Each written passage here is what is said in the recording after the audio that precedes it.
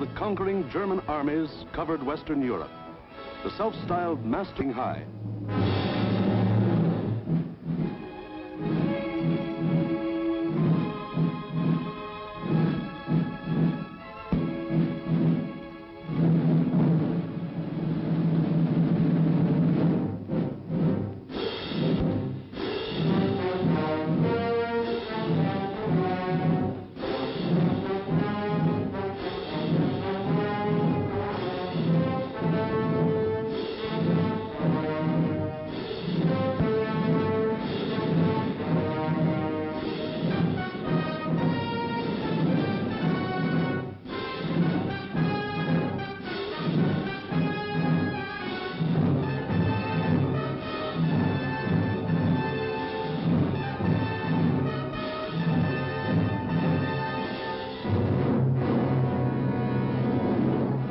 Adolf Hitler stood just as Napoleon had stood more than 100 years before, and looked across the English Channel to the one fighting obstacle that stood between him and world domination. The chopped cliffs of Britain rose sheer and white out of the choppy waters. And beyond, a little island, smaller than the state of Wyoming. Crush that little island and its stubborn people, and the way was open for world conquest. The fall of Austria, Czechoslovakia, Poland, Denmark, Norway, Holland, Belgium, France had given him more than 100 million slaves to work for him or starve. The preliminaries were over. It was time for the main event, the Battle of Britain.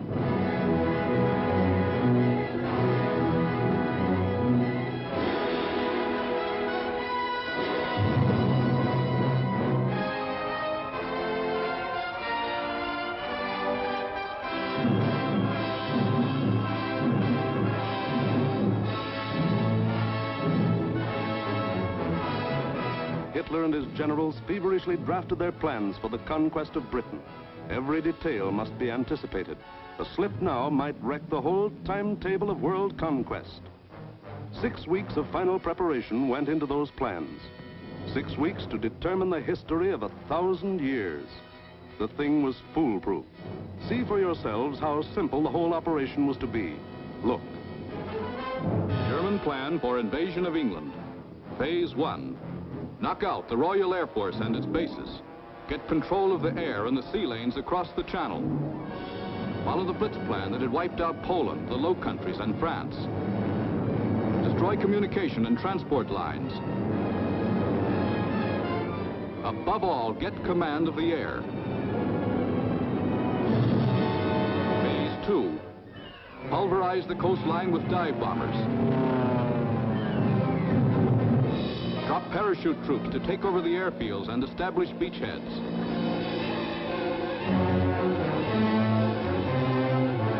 Phase 3. Actual invasion. Pour the German panzer divisions across in high-speed barges under an umbrella protecting fighter planes. Then send spearheads of armed might to divide, surround, destroy all opposition. That's all there was to it.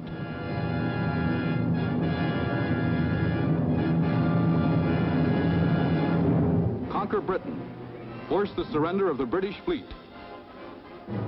Then, with the combined sea power of Germany, Britain, Italy, France, and Japan, he could control the seas and tell us where to head in.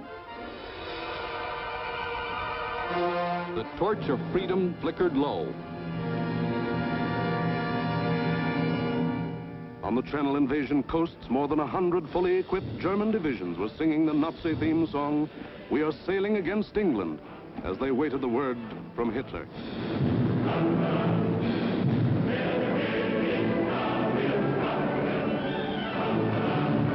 Here, for weeks, all the supplies and weapons of the Nazi war machine had been turned toward Britain.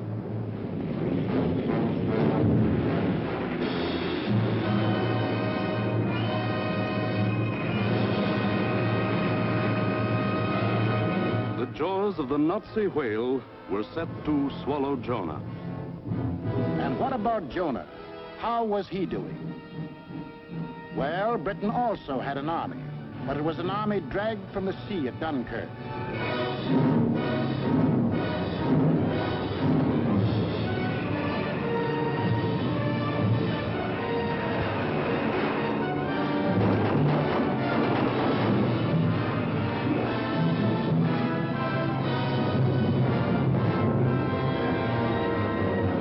An army without weapons.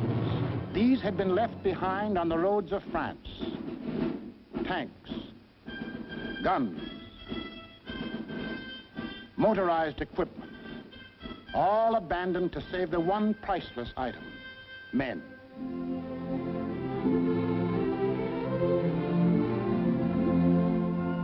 In all of Britain, there was not enough equipment for one modern division.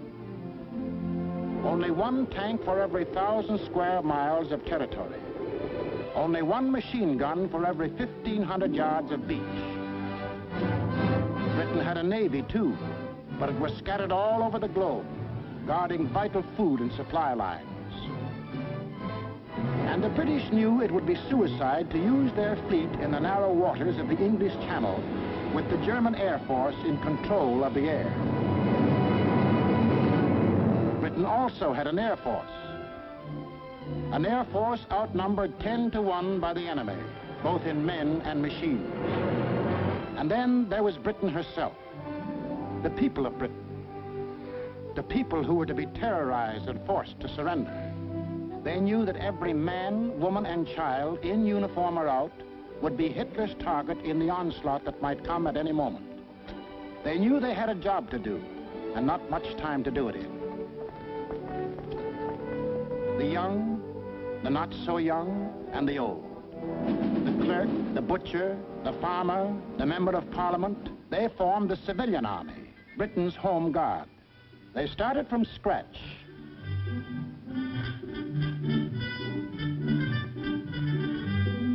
Experience, equipment,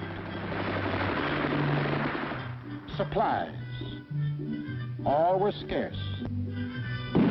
Only one shell to fire at each practice. The women of Britain refused to be left out. We'll enlist too. We'll put up the barrage balloons.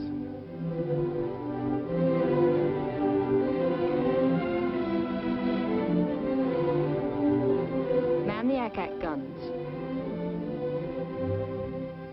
We'll run the railroads and get the trains through on time. Ferry the planes. Carry the dispatches. Drive the ambulances and run the buses. And we'll see that our men are fed and don't go hungry.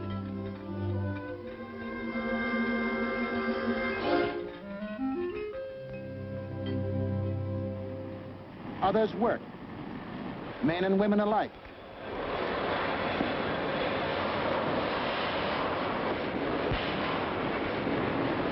They worked full time, overtime, double time, 40 hours a week, 50, 60, 70. Hours meant nothing. Fatigue meant nothing. Until the government forced them to cut down hours because over-fatigue was hurting production.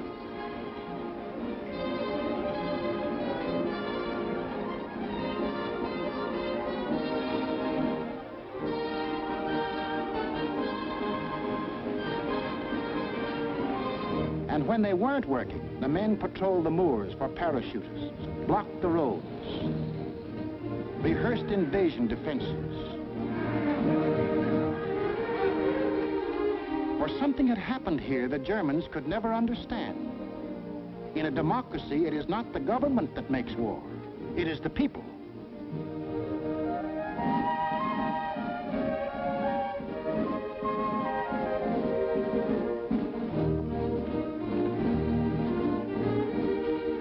To lead them, the people had chosen Winston Churchill as their prime minister. And he spoke the words in every British heart when he said, "We shall defend our island, whatever the cost may be. We shall fight on beaches, landing grounds, in fields, in streets, and on the hills. We shall never surrender." This was Britain in its darkest hour. The people knew they were in for the worst the Nazi mind could invent, yet they didn't panic or run away. They patrolled and waited. They drilled and waited. They worked and waited. Waited for the terror they knew was coming. Then it came.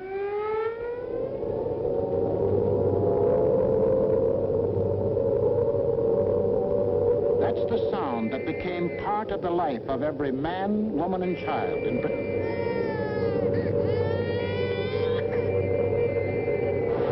August 8th, 1940, and the battle for Britain is on.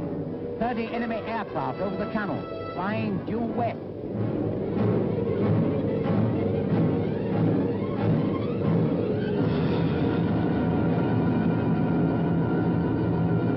Here comes the Luftwaffe. In dozens of flights, hundreds of planes, bombers, fighters, dive bombers, across that 21 miles of channel, that 8 short minutes of water. Their first tactics were to bomb convoys in the channel. Convoys loaded with food and munitions, bound for the great port of London.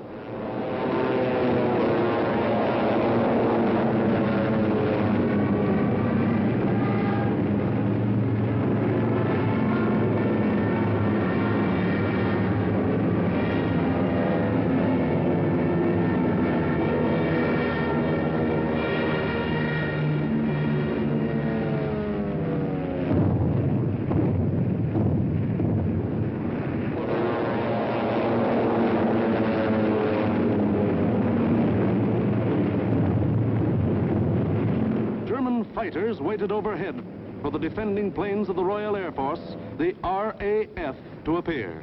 They didn't have long to wait.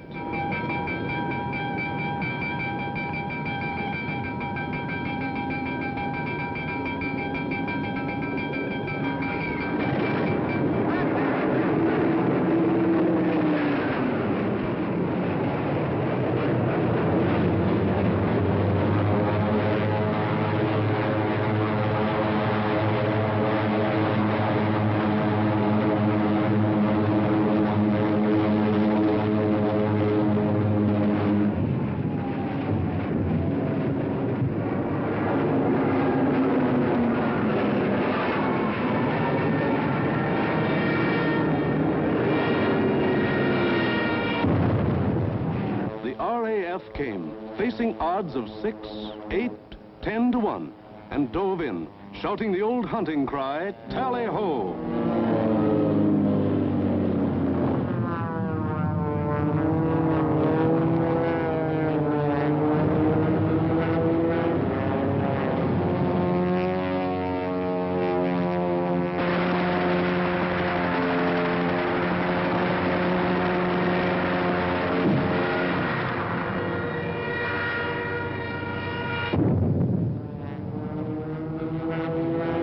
Phase 1 of the Nazi plan called for the RAF to be knocked out of the air.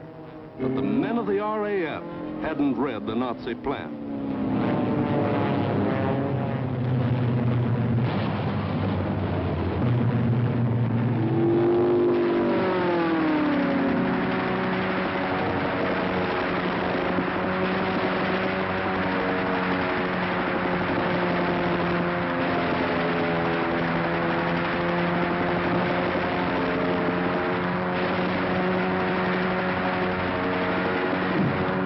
First 4 days, the RAF knocked 182 German planes out of the sky.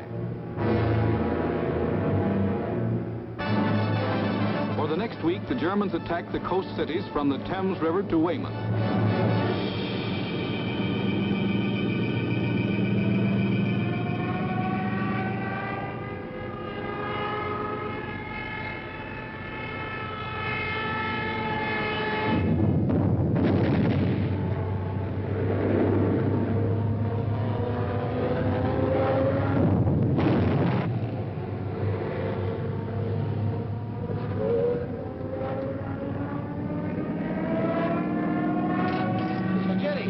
cover.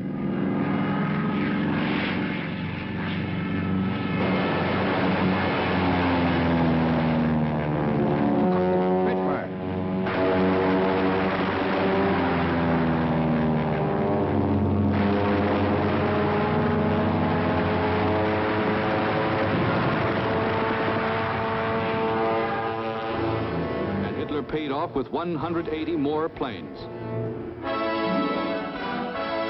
Then the Luftwaffe battered the great port towns of Southampton, Plymouth, trying for a knockout before the flow of supplies from overseas.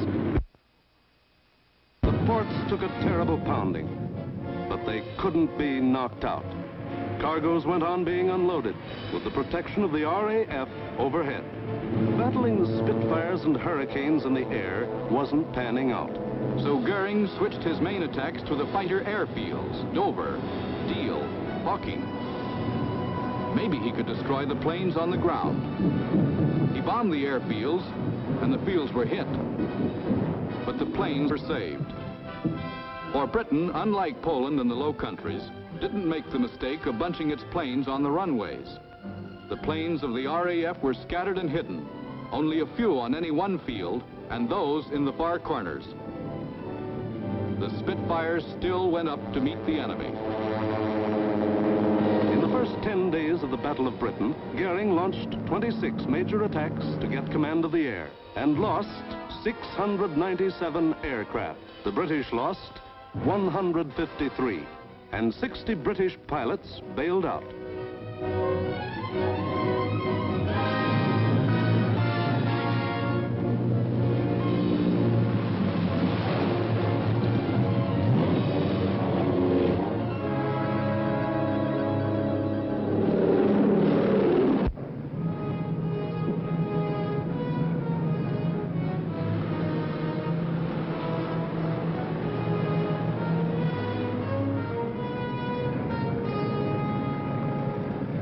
Valuable trained men were saved and ready to fight again, but the crews of Goering's planes were lost to him forever.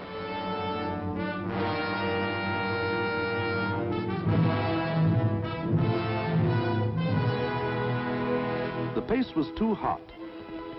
Something was going haywire. The Nazis had to call time out.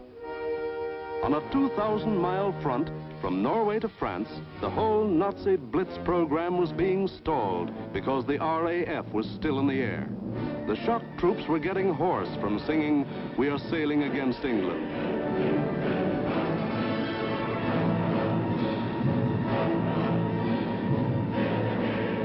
The long-range German guns were getting hot from throwing shells across the channel.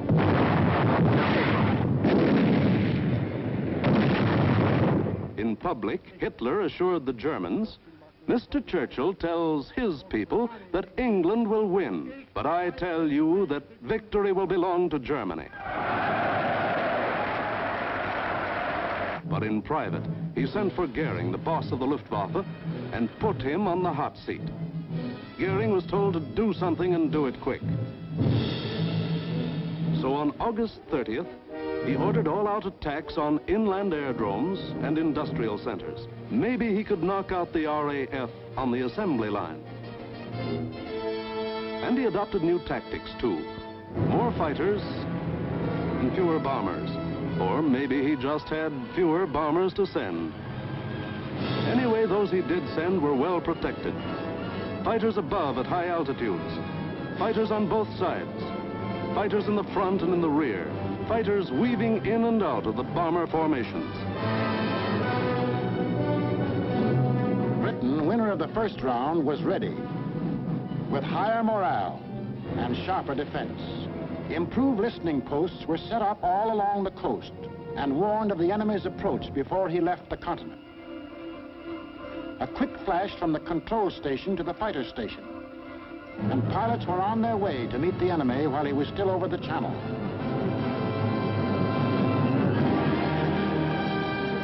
Day after day, out of sight and almost out of sound of the watchers on the cliffs, 4, 5, and 6 miles above, the battles raged over the Dover area.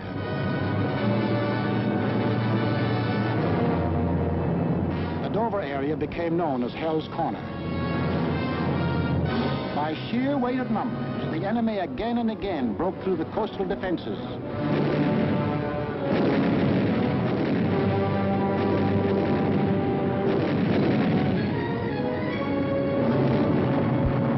And reached inland to the airdrome. Aircraft plants, munition factories and machine shops.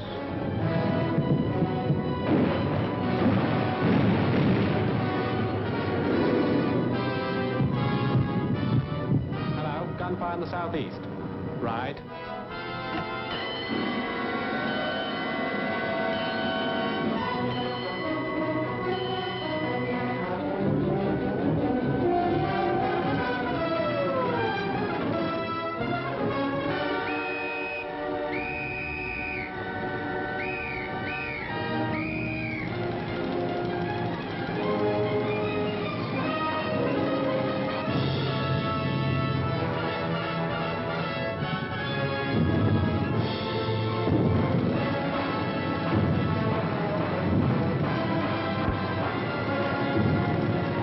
The workers kept on working, and the RAF kept on flying. These few men with wings, alone in the sky, behind their motors and machine guns, were shooting down more than the Luftwaffe.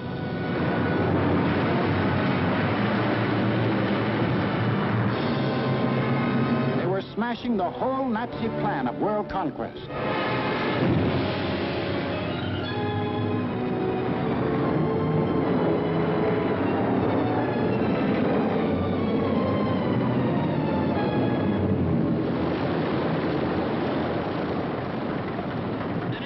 Johnny? 109 destroyed, Freddie, yes. Oh, good show. How'd you get on, sir? Oh, I had a wonderful party, thanks. Are you all right? You get any of the batters? Yes, I got a Messerschmitt 109 and a Dornier. Between August 24th and September 5th, 35 major attacks were launched. They cost the Germans 562 planes, while the British lost only 219 planes and saved 132 pilots. Invasion plans were going completely haywire. The Nazis were blind with rage. The German mind has never understood why free people fight on against overwhelming odds. Hitler now knew he was superior in every weapon except the weapon of spirit. So he told Goering, break that spirit, crush the people, crush the spirit of democratic life itself. Invasion now would have to wait. The Nazis would avoid the RAF and smash the great city of London into the rubble heap they had made of Warsaw and Rotterdam. Could London take it? Even the people themselves didn't know the answer. The defenses they trusted in were London's hastily assembled anti-aircraft, the ack-ack guns, the balloon barrage which kept the raiders at high altitudes. The Royal Air Force, now down to its last reserves, and the plain, downright guts of people.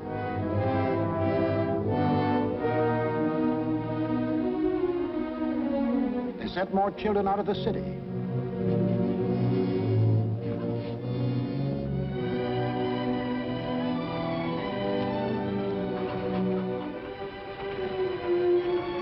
Tightened air raid precautions, stationed more airplane spotters, rehearsed firefighters, moved into bomb shelters.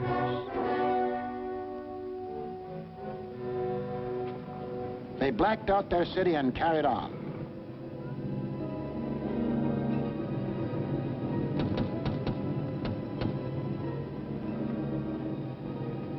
The first blow aimed to crush the British spirit came on September 7th.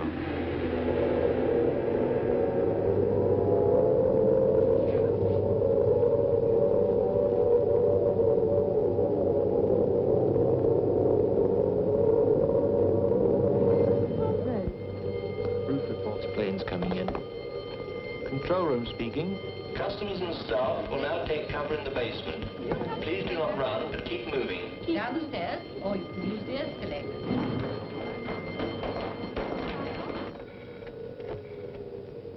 floor, clear. Second floor clear. First floor, clear. That day, when 375 German planes came roaring up the Thames River, the Battle of Britain became the Battle of London. The Germans broke through the charge of Hurricanes and Spitfires that went out to meet them.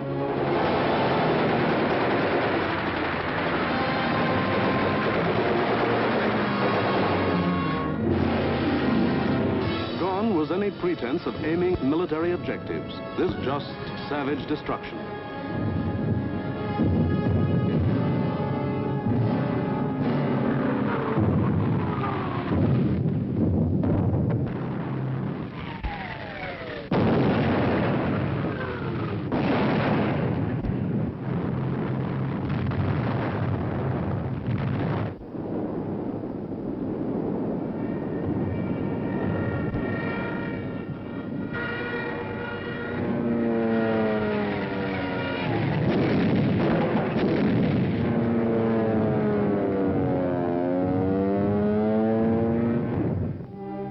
Fell alike on the homes of the East End poor and the Mayfair rich, on shops,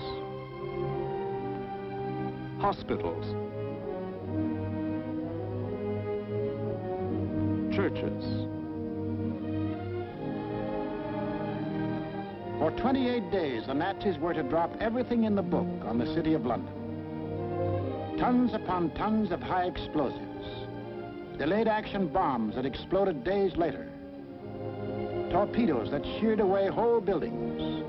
And underneath the war in the air, the war of the man in the street went on.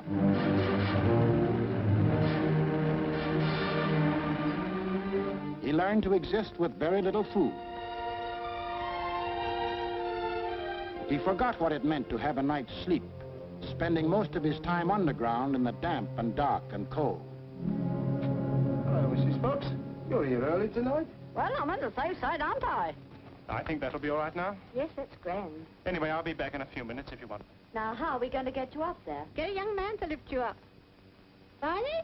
Hello. Come give young lady a lift up. Righto, I'm coming.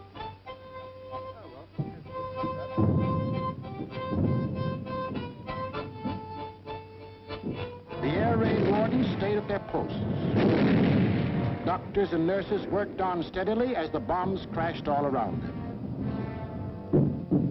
Rescue squads labored night and day. Hi, Warden. I found her. Is she dead? Fight out. Firemen said, nuts to the bombs and battle to put out fires. This was life in the Blitz. Against all the rules of Nazi warfare, Britain was refusing to crumple up. Across the Channel, the enraged Goering took personal command of the operations.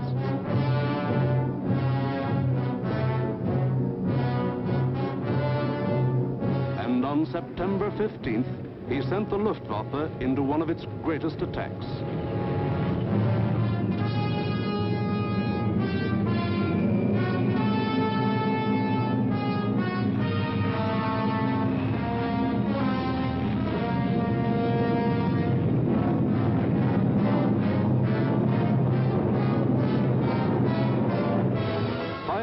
German bombers and Messerschmitt fighters roared over the English coast.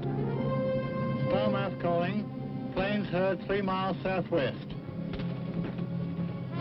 Out for hostile planes approaching from the southwest. The British met the challenge by throwing in everything they had.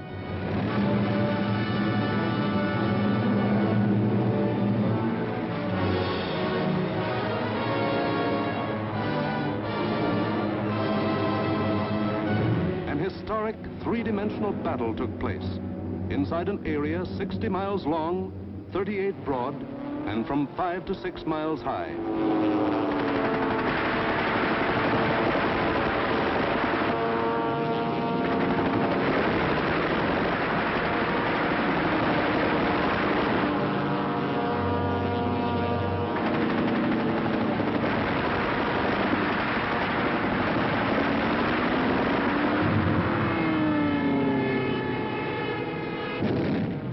100 individual dogfights took place within the first 30 minutes of the raid.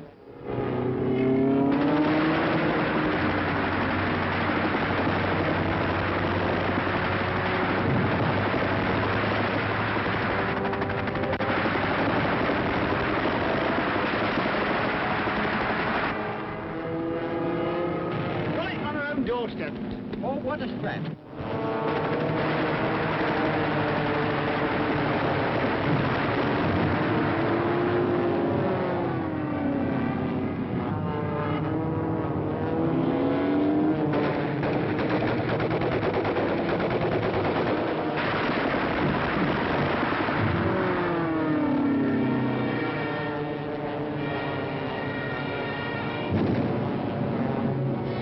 Center calling London 1. Thank you, Center. We'll keep a lookout for them. Hostile formation to the south. Some of the German bombers broke through London's defenses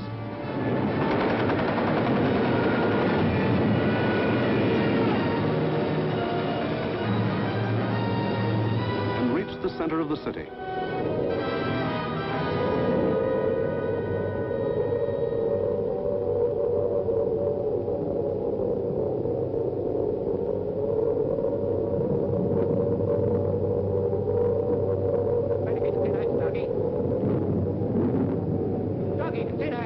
Oh, the tinettes, okay.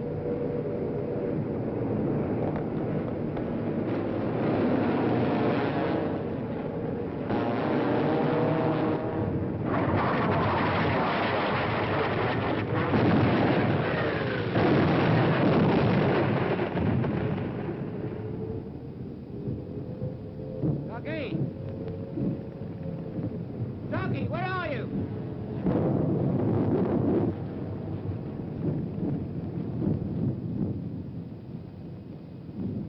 Blimey, I thought they'd got you. Who, me? Nah, I had me fingers crossed.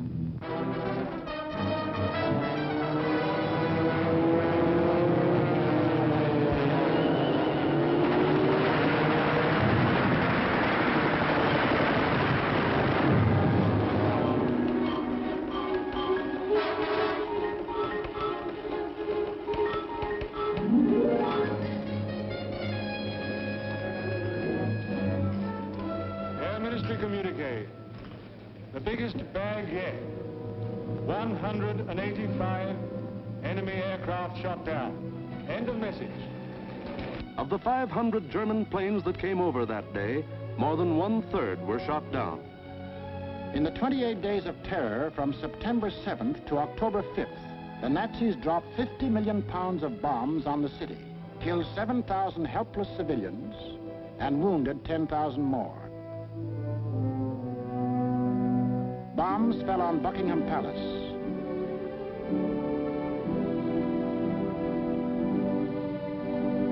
Westminster Abbey, the Houses of Parliament, Fleet Street, the center of the news, St. Paul's Cathedral. Bombs blasting the historic past out of the lives of Englishmen.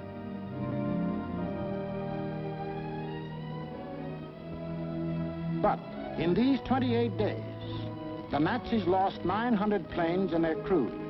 The more they sent over, the more were shot down. The British Spitfire had proved to be one of the deadliest weapons ever put in the hands of man. If this kept up, pretty soon no more Luftwaffe. The frantic Nazis had to pull a new one. They did. On October 6th, they changed to night attacks. Maybe that way they could avoid those deadly Spitfires and Hurricanes. Maybe that way they could crush the stubborn British spirit. Never mind control of the air. Never mind Phase 1, Phase 2, Phase 3. Now to concentrate on bombing the people themselves into submission and make them cry for mercy.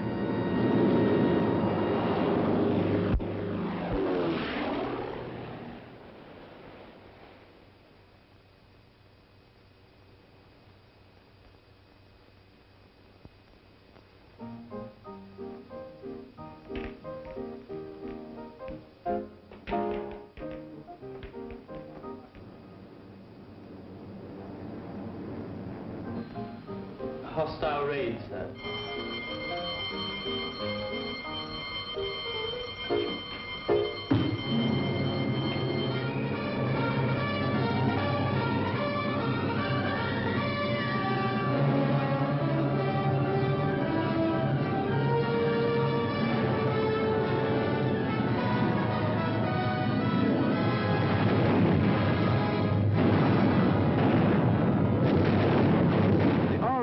Wasn't much help at night.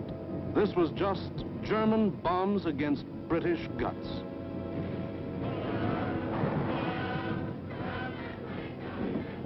Harvey? Hello, Jack. Sound happy enough down there tonight, don't they? Yes, they're all right.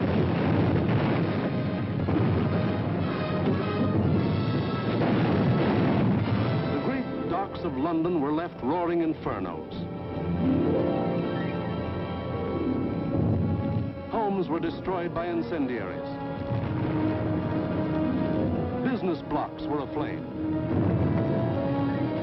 And still the people of London took it. Night after night they burrowed underground. And morning after morning they dug themselves out of the wreckage.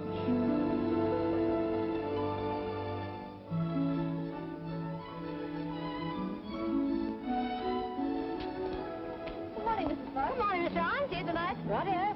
Come on, Betty.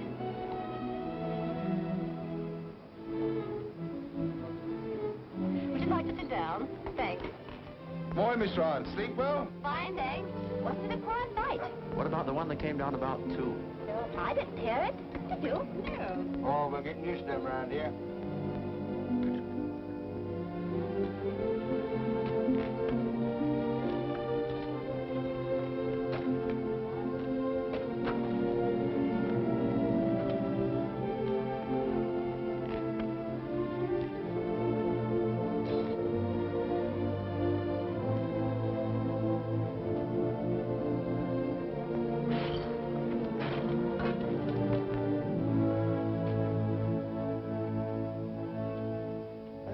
Better go away from this for a bit. Of course not. It'd take more than this to get me out of my home. Now go on, you've got to get to work. Okay. The Battle of London was the battle of the people of the city. In spite of bombs and fire and death, they got to their desks and workbenches to spend another 10 or 12 hours working, working, working. The British spirit was stronger than ever. And the RAF was flying higher than ever. Not only higher, but farther. SIO, operation for tonight. GP 1562, EP 781. 10 aircraft. You'll find, I think, a decent photograph of the submarine yards there. There's a very good one taken the other night, Monty. Oh, that? A bit further along. That's it. Those are the submarine yards. Just there. Yes. Well, chaps, this is your target for tonight. It's the submarine and shipbuilding yards at Bremen. It's a vitally important target, and it's got to be hit hard. In the midst of this life and death struggle, the British found strength not only to defend, but to counterattack with what few bombers they could get together.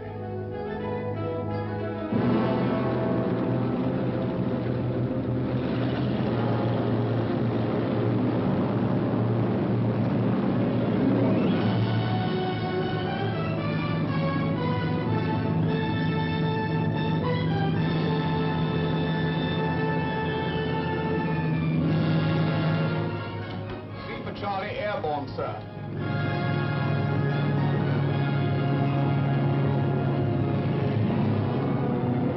Hello, rear gunner. Can you hear me? I'm okay, Skipper. Hello, operator. Everything okay? Well, it seems to be all here, sir.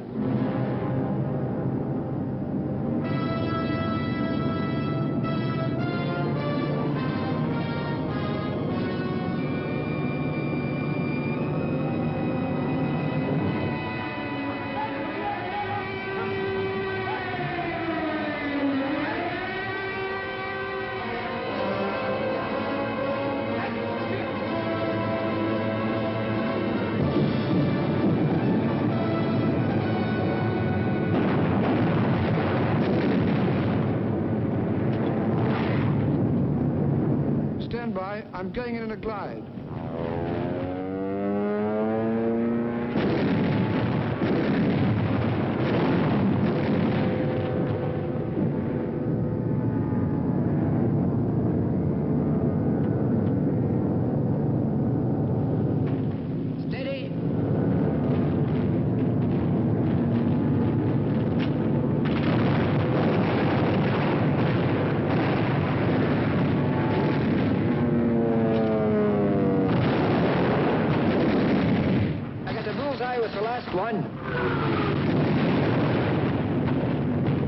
Here was the RAF giving it back. Hitler cried, "Night gangsters! For this crime I will exact 1,000-fold revenge." All the available German night bombers were put into the air.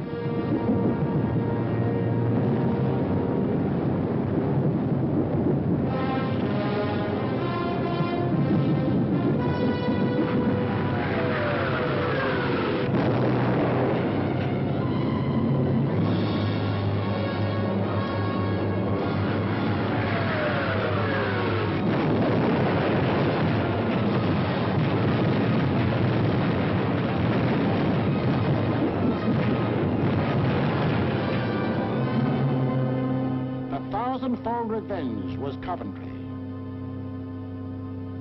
On the night of November 14th, £1 million of bombs were dropped on the city.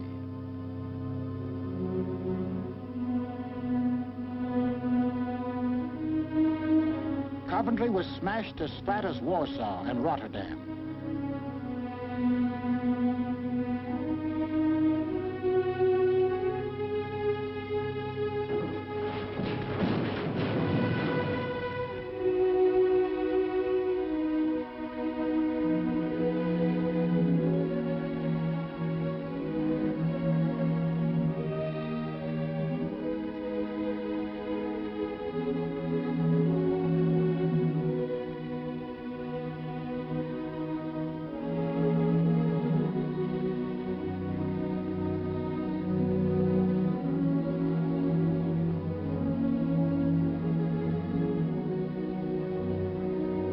The people of Coventry dug their loved ones out of the blasted ruin, saw them to their last resting place in a common grave.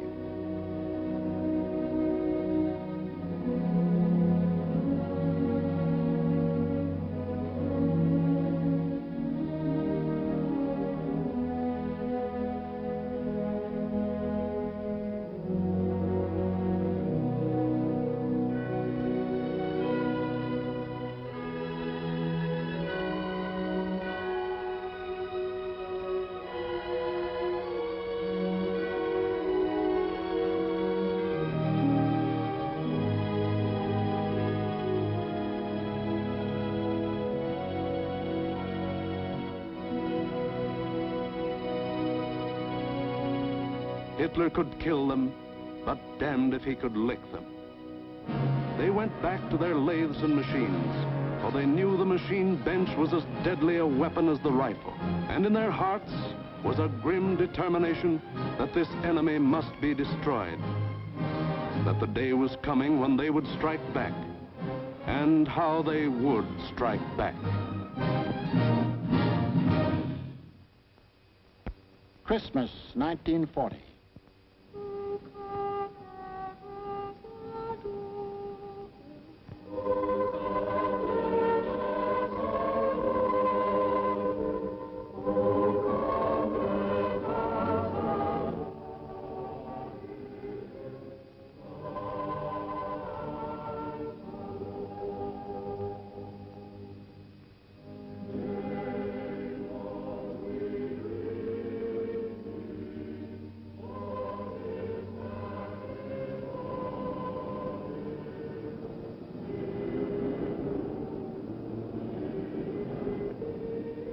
Christmas, season of peace on earth, goodwill toward men, was the ironic quiet before Hitler's great burst of rage against a people who couldn't be licked.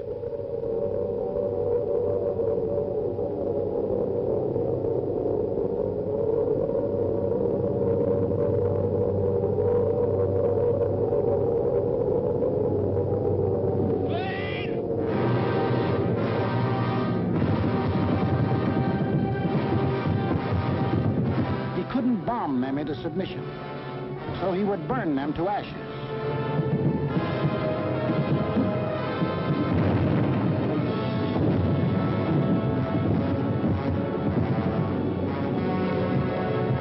Millions of firebombs rained down on the great city of London.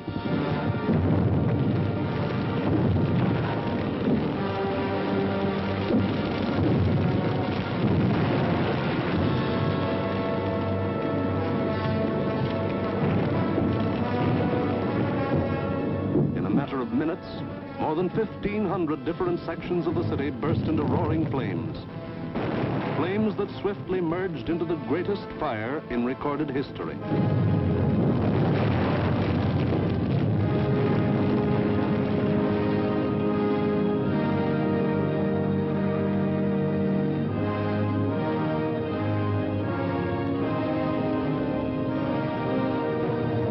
In the midst of all the fire and destruction, vital water mains were shattered. Water pressure was almost entirely cut off. Heroes of the night were men of the London Fire Brigade who stretched temporary hose lines out to the center of the Thames River, struggling through mud and slime. For the Nazis had carefully picked a night on which the Thames River had one of the lowest ebb tides on record.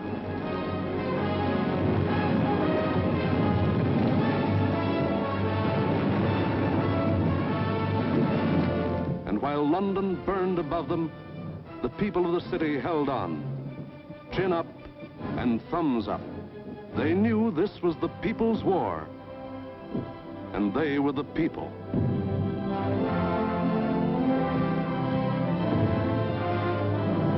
And a people that couldn't be panicked, couldn't be beaten.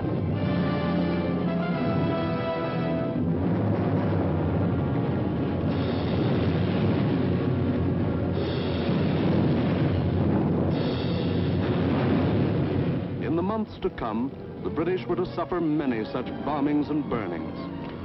But a nation that calls on cold courage when hot courage runs thin may die, but it can't be defeated.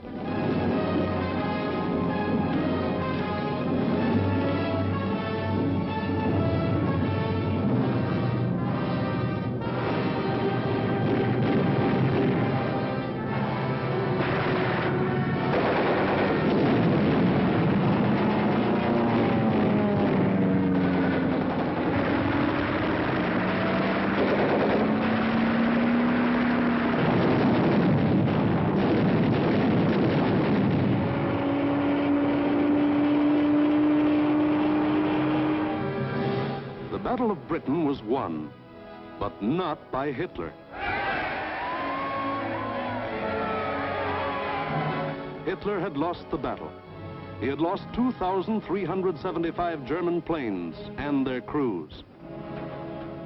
For the first time, it was the Germans who ate the bitter dirt of defeat. Gone was the legend of their invincibility. For a solid year, the Nazis struck Britain with all their might. They leveled thousands upon thousands of homes and damaged millions of others. They killed more than 40,000 men, women, and children, and seriously wounded 50,000 more. But not one single Nazi soldier set foot on British soil. But Hitler couldn't stop, and in our next film we will show how he had to turn to the east again.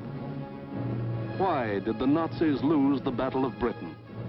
First, because a regimented people met an equally determined free people, and the free people made them quit cold. We've been bombed, dive-bombed, high-level bombed, machine-gunned, been through 2 invasion scares. The last lot we had the house down about our ears. But we're still sticking it, and we're going to stick it. Second, because this was a new kind of war, and the RAF were the men who could fight it. These were the men who belonged to what Hitler called those weak, soft democracies. The British did more than save their country. They won for the world a year of precious time. It was not only for the people of Britain, but for the people of the world that Winston Churchill spoke when he said, "No Never, in the field of human conflict, was so much owed by so many to so few.